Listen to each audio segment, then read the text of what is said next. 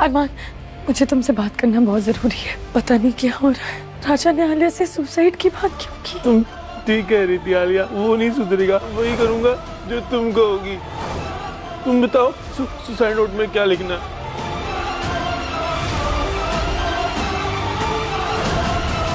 अरमान बचा लेता है आसमा को। हमने देखा था भाई किस तरीके से यहाँ पर आलिया उसको बीच रोड पे छोड़ देती है आसमा को मरने के लिए, और यहाँ पर अचानक से उसकी बहन का फोन पहुंच जाता है कि भाई जो आसमा है वो मिल नहीं रही है, और अरमान भागता भागता आता है और आसमा को बचा लेता है। और फिर ये सब ना वो घर पे जाके बताता है, जिसके बाद ऑलरेडी जो आलिया है ना वो तो नाटक कर रही होती है कि भाई मेरे को पता नहीं है कहाँ चली गई है आसमा, और घर वाले बोलते हैं कि भाई आसमा तो तुम्हारे साथ गई थी ना मार्केट, तो अचानक से कहाँ चली गई? तो आलिया बोलती है पता नहीं, वो मेरा हाथ छोड़ के कहीं चली गई, और ये सब नाटक कर रही होती है। लेकिन अचानक से अरमान और आसमा की एंट्री हो जाती है, जिसे देख के उसके होश उड़ जाते हैं।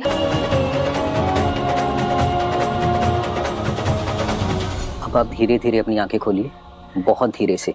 ज्यादा तेज रोशनी आपकी आंखों को नुकसान कर सकती है।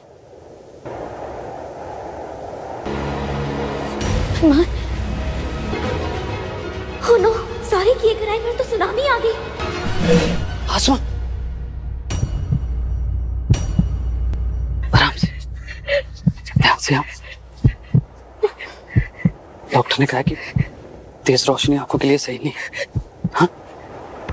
पर मुझे कुछ दिखाई नहीं दे रहा। कुछ नहीं दिख रहा, कुछ नहीं दिख रहा। और यहाँ पर वो नाटक करने लगती है आसमा के साथ, आओ तुम्हें पानी पिलाती हूँ, तुम कहाँ चली गई थी मुझे छोड़कर। और इसके बाद ना अरमान जो होता है उसको खींचता हुआ बाहर ले जाता है। यहाँ पर अरमान बोलता है मैं जानता हूँ तुम ही ने ये सब किया है, लेकिन आलिया बोलती है मैं क्यों ऐसा करूंगी, तुम्हारे पास कोई प्रूफ है?